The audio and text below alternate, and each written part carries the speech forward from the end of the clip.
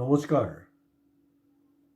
মানুহ তো মৰণশীল, এইটো আমি জানো। মানে আচলতে কি হয়, আমি সৰু থাকোঁতে এই কথা বতৰাবিলাক বুজি নাপাওঁ আৰু কেতিয়াবা ঘৰৰ বয়সস্থ ঢুকোৱাৰ পিছত মনত বেদনা এটা হয়, সেইটো বেলেগ কথা বাৰু। সৰুতে আমি যেতিয়া স্কুলত পঢ়িছিলোঁ দেই, এতিয়াতো সেই পৰম্পৰা নাই, সেইটো গ'লেই কেতিয়াবাৰ পৰা। আপোনাৰ অসম আন্দোলন, তাৰপিছত আলফাৰ সৃষ্টি, তাৰপিছততো 15 আগষ্ট, 26 জানুৱাৰী, 23 জানুৱাৰী সেইবিলাকতো গ'লেই আৰু। যি নহওক আমি পাইছিলোঁ এটা বিশেষ দিন 23 জানুৱাৰী। 23 জানুৱাৰীৰ দিনাখন আমাৰ চহৰত যেতিয়া প্ৰচেশ্যন ওলায়, মানে নেতাজীৰ জন্ম বাৰ্ষিকী উপলক্ষে, তেতিয়া আমাৰ শ্লোগান এটাই আছিলে, আমিও ব্লাইণ্ডলি কৈ আছিলোঁ। এতিয়াহে বুজি পাই আছোঁ যে না, একচুৱেলি আমি কি ধৰণৰ শ্লোগানটো দি আছিলোঁ। একচুৱেলি আমাৰো ভুল নাই, আমি সৰু, আৰু চবৰো বিশ্বাস এটা আছিলে যে নেতাজী জীয়াই আছে। তো আমাক শ্লোগানত কোৱা হৈছিলে যে নেতাজী তুমি উভতি অহা, নেতাজী তুমি উভতি অহা, ইনকলাব জিন্দাবাদ, এই ধৰণৰ কিবা কিবি আছিলে। তো আমাৰ ভিতৰত এটা আছিলে যে নেতাজী জীয়াই আছে, নেতাজী উভতি আহিব, আমাৰ আশা। যি নহওক, মই ৰঞ্জন চৌধুৰী, আমাৰ সত্যমতী জয়তে চেনেল ইতিমধ্যে বহুতে ছাবস্ক্ৰাইব কৰিছে আৰু ছাবস্ক্ৰাইব হৈ আছে। আকৌ ৰিকুৱেষ্ট কৰিছোঁ, আপোনালোকে ছাবস্ক্ৰাইব কৰিব, লাইক কৰিব আৰু বিভিন্ন নিজৰ চিনাকি মানুহক শ্বেয়াৰ কৰিব। আৰু এতিয়াতো প্ৰায় মানুহৰে হোৱাটছএপ গ্ৰুপ আছে, হোৱাটছএপ গ্ৰুপত দিলে ভাল। মোৰ চকুৰ নাজানো আজি অহা দিনবিলাকত কিমানটো মই আৰু ফৰৱাৰ্ড কৰিব পাৰিম মোৰ শুভাকাংক্ষীৰ। মোৰ চকুৰ গ্লকমাৰ সমস্যাৰ কাৰণে মই কৰিব পৰা নাই। গতিকে আপোনালোকে মোক এই ক্ষেত্ৰত অলপ সহায় কৰক। যদিও ইয়াত বহুত টকাৰ প্ৰয়োজন, টকা দি এই মুহূৰ্তত সহায় কৰিব নালাগে, কমচে কম মোৰ ইউটিউবৰ ভিডিঅ'খিনি অলপ শ্বেয়াৰ কৰকচোন বাৰু। নেতাজী এই শব্দটো বিশেষকৈ অসমত ঠিক নহয়, ইউ পি বিহাৰ মানে হিন্দী বলয় যোনটো আছে, কাউ বেল্টবিলাকত খুব ইউজ হৈ থাকে যে এই নেতাজী আগে, অ' নেতাজী যা ৰে, এই ধৰণৰ। একচুৱেলি নেতাজী শব্দটো অকল নেতাজী সুভাষ চন্দ্ৰ বসুৰ আগতে হবা দিয়ে, বেলেগ ক্ষেত্ৰত নিদিয়ে। তো নেতাজী মই ইয়াৰ আগতো প্ৰায় 2015, মোৰ যিমানটো মনত পৰিছে 2015 মই অসমীয়া প্ৰতিদিন কাকতত এটা প্ৰবন্ধ লিখিছিলোঁ নেতাজীৰ ওপৰত। আৰু তাৰ যোনটো দৃষ্টিভংগী আছিলে, তাৰ দৃষ্টিভংগীটো আছিলে যে গান্ধীৰ লগত তেওঁৰ মানে বিবাদটো ক'ত, প্ৰব্লেমবিলাক ক'ত হৈ আছিলে, বা কংগ্ৰেছ লিডাৰশ্বিপৰ লগত সংঘাতটো ক'ত। এতিয়া দেখা গৈছে যে কংগ্ৰেছ লিডাৰশ্বিপৰ লগতো বহুত কংগ্ৰেছৰ নেতাৰ মানে কেন্দ্ৰীয় নেতৃত্বৰ লগত বিবাদ, আৰু তেওঁৰ নেতাজীৰো বিবাদ হৈছিলে, কিন্তু বিবাদ হৈছিলে দেশৰ কাৰণে, দেশক কেনেকৈ স্বাধীন কৰিব, তাৰ পদ্ধতি কি হ'ব, এইবিলাক লৈ। কিন্তু এতিয়া দেখা গৈছে যে কংগ্ৰেছ নেতৃত্বৰ লগত যোনটো বিবাদ মানে বিবাদ কৰি তাৰ পৰা ওলাই আহি বিজেপিত সোমাই বা বেলেগ পাৰ্টি সুবিধামতে সোমাই, মূলতঃ বিজেপি আকৌ সোমাই আপোনাৰ পূৰা এই চব নীতি আদৰ্শক জলাঞ্জলি দিয়া, সম্পত্তি গঢ়া, ডাঙৰ ডাঙৰ ভাষণ দিয়া, এইবিলাকেই হৈ আছে। আৰু ইতিমধ্যে মোৰ চকুত নেতাজী এই কিতাপ 2019 চনত ডিব্ৰুগড় বুক ফেয়াৰত আমাৰ স্বনামধন্য অসমৰ ডক্টৰ নগেন শইকীয়া ছাৰে ইতিমধ্যে মোৰ কিতাপ উন্মোচনো কৰিছে। তাত মোটামুটি মই লিখিছোঁ কথাবিলাক, আৰু ছাৰো সেইদিনাখন এই বিষয়টোক যথেষ্ট মানে ভাল পাইছিলে। এতিয়া আৰু এটা প্ৰিপাৰেশ্যন হৈ আছে যে দ্বিতীয় সংকলন মই ওলাবলৈ।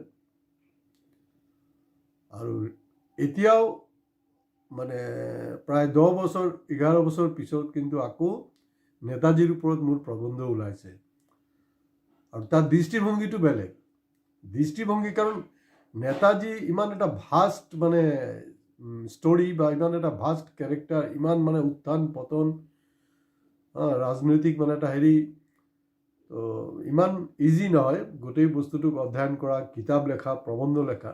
তো লাষ্ট যোনটো মোৰ প্ৰবন্ধ ওলাইছে অসমীয়া প্ৰতিদিন কাকতত। তাত এই যে যোৱা 11টা বছৰ নেতাজীক যে আপোনাৰ হিন্দুৰ নেতা বনোৱাৰ, হিন্দু জাতীয়তাবাদীৰ বা ৰাষ্ট্ৰীয়বাদী নেতা বনোৱাৰ যোনটো প্ৰক্ৰিয়া, সেইটো যে নহয়, তেওঁৰ ধৰ্মৰ প্ৰতি দৃষ্টিভংগীটো কি আছিলে, তেওঁৰ ইণ্টাৰপ্ৰিটেশ্যনবিলাক কি, সেই কথা বতৰাবিলাক আছে। হয়, বাকাইদা তেওঁ কিন্তু ধৰ্মক মানিছিলে। আৰু মোৰ যিমান দূৰ মনত পৰে যে তেওঁৰ সৰু থাকোঁতে ঘৰতে কিবা আমাৰতো দেখিছে নহয়, কামাখ্যাতে হওক বা য'তে হওক এই বলি প্ৰথাটো আছে। তো তেনেকুৱা এটা তেওঁলোকৰ ঘৰতো হৈ আছিলে। হওঁতে এইটো এটা মানে তেওঁ খুব হৈছে, মানে মৰ্মাহত হৈছে, আৰু এইটো কি হৈ আছে। তো সুধিলে যে কি হৈছে, বোলে না এইটো দেৱতাক তুষ্ট কৰাৰ কাৰণে। লগে লগে তেওঁ মানে আঙুলি কাটিব লৈছে, তো তেজ ওলাই আছে। তো ইমানতে ঘৰৰ অভিভাৱক আহি ধৰি ল'লে, কি হ'ল বাবা? নাই বোলে, এইটো মানে এই জন্তুটোক কেলে বলি দিব লাগে, মই নিজৰ তেজ দিম বোলে। তেনেকুৱা এটা মেণ্টেলিটি আছিল। তাৰমানে ধৰ্মক তেখেতে মানিছিলে, কিন্তু ধৰ্মৰ সংকীৰ্ণতাটোক মনা নাই। যেতিয়া মই মানে কংগ্ৰেছৰ লগত তেওঁৰ কি ডিবেট আছিলে, কি সমস্যাবিলাক আছিলে, গান্ধীৰ লগত ক'ত ডিফাৰেঞ্চ, আৰু তেতিয়া কিন্তু বিশেষকৈ অসমৰ হিন্দু বঙালী যিমান ফোন আহিছে, তেওঁলোকে খুব উৎফুল্লিত। কিন্তু ৰিচেণ্টলি যোনটো মোৰ প্ৰবন্ধ ওলাইছে, তাত ইণ্টাৰেষ্টিং হ'ল, হিন্দু বঙালীৰ কোনো ফোনে নাই। এনে মানে সজাগ মানুহৰ ফোন কৰিছে, সচেতন মানুহৰ ফোন কৰিছে, আৰু পুৰণাবিলাকৰ পৰা 1-2জনহে কৰিছে। তেওঁলোকৰ বক্তব্যটো হ'ল যে আগত আপুনি এক ধৰণে লিখিছে, এইবাৰ বেলেগ না, প্ৰেজেণ্ট কনটেক্সটত মই লিখিব লাগিব। আৰু এইবিলাক মই প্ৰতিটা লাইন, প্ৰতিটা শব্দ মই চেলেঞ্জ কৰিব পাৰোঁ যে কোনো কাউণ্টাৰ দিবলৈ ইয়াত মানুহ নাই। একেবাৰে ইতিহাসৰ ওপৰত ভিত্তি কৰি আমি দেখিছোঁ, অতুল বৰা, এই এজিপিৰ যে নেতা, তেখেতে 23 জানুৱাৰীত এটা অনুষ্ঠান কৰিলে। অনুষ্ঠান কৰি কৈ আছে যে নাই, আমাৰ মানে নেতাজীয়ে বিচাৰিছিলে আত্মনিৰ্ভৰ ভাৰত। আৰে বাবাজী, তহঁতি এই ইমান বছৰ তহঁতি আত্মনিৰ্ভৰ ভাৰত কেলে বনোৱা নাই? নেতাজীৰ সপোন আছিলে। এতিয়া কৈ আছে দেই, 2025ত কৈ আছে যে তেওঁৰ আত্মনিৰ্ভৰটো চবেই বিচাৰিছে। এইবিলাক মানে নতুন কিছু শব্দ, কোনো ধৰণৰ নেতাজী সম্পৰ্কে কোনো ধৰণৰ জ্ঞান নাই, অধ্যয়ন নাই। আৰু আমাৰ কাণত যোনটো আহিছে, কোনোবাই কৈছে ছ'চিয়েল মিডিয়াত ভাইৰেল হৈছে বুলি। মইতো কৈছোঁ ছ'চিয়েল মিডিয়াত তেনেকৈ নাই। তাত শুনা পাইছোঁ যে যোৰহাট, মৰিয়ানী, সেই অঞ্চলৰ তথাকথিত যিবিলাক হিন্দু বঙালী, তেওঁলোকে চৰকাৰৰ বিজেপিৰ পৃষ্ঠপোষকতাত এটা নিউজ ভাইৰেল কৰি আছে। আৰু এই নিউজৰ যোনটো তাৎপৰ্য বা মূল কথাটোৱে হ'লগৈ তেওঁ মুছলিম বিৰোধী আছিলে। এই চিৰাজদৌল্লাৰ কেৰেক্টাৰৰ কথাটো লৈ আহিছে, অমুক তমুক কিবা কিবি। আজি বিজেপি দলে যে লৈ ইমান মানে উৎসাহী, ইমান ধৰণৰ উদ্দীপনা, বিজেপিৰ যিবিলাক পূৰ্বপুৰুষ আছিলে, এই শ্যামা প্ৰসাদে হওক, যিয়ে হওক, তেওঁলোকে নেতাজীৰ লগত কি কৰিছিলে। আৰু মই মোৰ প্ৰবন্ধ দিয়াৰ আগতো লিখিছোঁ যে শ্যামা প্ৰসাদৰ লগত নেতাজী সুভাষ বসুৰ ডিফাৰেঞ্চ আছিলে। তেওঁ কেতিয়াও ধৰ্মৰ ভিত্তিত বেলেগ ৰাষ্ট্ৰ বিচৰা নাই। আৰু তেওঁ কৈছিলে যে ধৰ্মৰ ভিত্তিত যদি বেলেগ ভিন্ন ৰাষ্ট্ৰ কৰা হয়, তেতিয়া তাৰ পৰিণতি ভয়ংকৰ হ'ব। তাৰ জ্বলন্ত উদাহৰণ হ'লগৈ আমাৰ পাকিস্তান। আৰু এতিয়া ৰিচেণ্টলি যোনটো বাংলাদেশত আকৌ মৌলবাদী যোনটো মূৰ দাঙি উঠিছে, তাৰে এইবিলাকে হ'লগৈ লক্ষণ। তো মূল যোনটো বিষয়টোক খেদি কৰিব খুজিছে। আৰু 2014 পিছততো বহুত কিবা কিবি, কাৰণ বিজেপি দলৰ বা হিন্দুত্ববাদীবিলাকৰ ভাৰতৰ স্বাধীনতা সংগ্ৰামীত এটাই খালি ব্ৰিটিছক দালালি কৰাৰ বাহিৰে একো নাই, একো কামেই নাই, একো কাম নাই কৰে, ছাবৰ্টেজ কৰিছে, কনষ্টেণ্টলি ছাবৰ্টেজ কৰিছে। আৰু তেওঁলোকে এটা সময়ত শ্যামা প্ৰসাদ মুখাৰ্জীৰ মানে তেওঁৰ লগত বেয়া ব্যৱহাৰো কৰিছে, তেওঁৰ ওপৰত এটাক কৰিবলৈ চেষ্টা কৰিছে। আৰু কোনোবাই কয় যে তেওঁৰ এই মানে কেতিয়াবা তেওঁক মানে মাৰ্ডাৰ কৰাৰো এটা চক্ৰান্ত হৈছিল। তো যি নহওক নেতাজী তো নেতাজী হয়, এইটোতো সাধাৰণ কোনো লালু পঞ্চু নহয়। কিন্তু দুৰ্ভাগ্যৰ বিষয় হ'ল যে একেই প্ৰক্ৰিয়া অসমৰ যোনটো প্ৰক্ৰিয়া হিন্দু বঙালীৰ মাজত এই বস্তুটো ইনজেক্ট কৰা ছেইম প্ৰক্ৰিয়া কিন্তু ৱেষ্ট বেংগলতো চলি আছে, কিন্তু ৱেষ্ট বেংগলত সেইটো কৰিব পৰা নাই। আৰু মই আগতে যোনটো ক'লোঁ যে স্বাধীনতা সংগ্ৰামত বিজেপি বা তেওঁলোকৰ যিবিলাক উত্তৰাধিকাৰী আছিল তেওঁলোকৰ কোনো মানে সম্পৰ্ক নাই। তেওঁলোকে হাইজেক কৰিলে বহুত কিবা কিবি কৈ আছে। কলিকতাৰ পৰ্ট এটাও আপোনাৰ নেতাজীৰ নামত নকৰি শ্যামাপ্ৰসাদৰ নামত কৰিলে। যদি তহঁতৰ মানে নেতাজীৰ প্ৰতি ইমানেই মৰম আছে, ইমানেই ভক্তি আছে, তেতিয়াহ'লে কেলে কৰা নাই? আৰু হিন্দু বঙালী মানুহৰ সৰহভাগে মানে কি মূৰত কি সোমাই দিয়া হৈছে, কি বুজি আছে তাহলে তেওঁলোকে জানে। আৰু এইটোতো নেতাজী চাগে ওপৰৰ পৰা হাঁহি আছে, কাৰণ কোনো পধ্যেই নেতাজী হিন্দুৰ নেতাই নহয়, আৰু বিশেষকৈ হিন্দু বঙালীটোৰ নেতাই নহয়। এটা হোৱাটছএপ গ্ৰুপ আছে দেই, ইউনিটি বেংগলী আছে, তাতো সেইবিলাক চলি আছে। আৰু ক'ৰবাত দেখিছোঁ আমি বেংগলী যুৱ ছাত্ৰ ফেডাৰেশ্যনৰ লোগোত লগোৱা আছে নেতাজীৰ ছবি। আচৰিত কাৰবাৰ।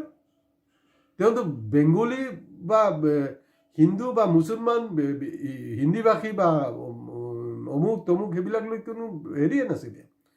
আজি যে আপোনাৰ কোনে কি খাব, কোনে কি কি পিন্ধিব, সেইটো লৈ যেনেকৈ ডিবেট হৈ আছে, নেতাজীৰ যোনটো ফ'ৰ্চ আছিলে, ফ'ৰ্চত ভালে সংখ্যক নেতৃত্বত থকা মানে বহুত ষ্ট্ৰং পজিশ্যনত থকা মানুহ কিন্তু মুছলমান আছিলে, হিন্দু নহয়, মুছলমান আছিলে।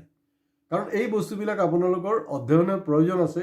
নেতাজীক সম্পূৰ্ণ বেলেগ এটা দৃষ্টিভংগীত দেখাব খুজি আছে। তো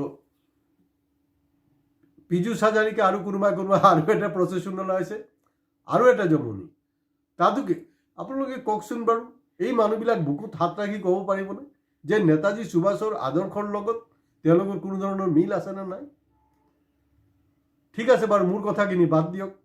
ডক্টৰ নগেন শইকীয়া ছাৰে যি কিতাপ যি উন্মোচন কৰিছে, তেওঁৰ কোনো জ্ঞান নাই, কোনো ষ্টাডি নাই। এইবিলাক ষ্টাডি নকৰাকৈ, মোৰ কিতাপ নপঢ়াকৈ তেওঁ উন্মোচন কৰিছে। আমি গোটেইকেইটা মূৰ্খ। আৰু এতিয়া বিজেপিৰ নেতাকেইটা জ্ঞানী হ'ল, এজিপিৰ লিডাৰকেইটা জ্ঞানী হ'ল। তো বেয়া কথাটো হ'ল যে 2014 পিছত নেতাজীক মোদীয়ে হাইজেক কৰিলে। তেওঁ কি কৈছিলে যে 100টা ফাইল আমি উন্মোচন কৰিম। তো 100টা ফাইল আজি কপতি কিয় উন্মোচিত হোৱা নাই, সেইটো এটা ডাঙৰ প্ৰশ্ন। অৰ্ণৱ গোস্বামী আজিৰ দিনত কেলে নকয় India wants to know' why are the 100 files? সেইবিলাক হোৱা নাই।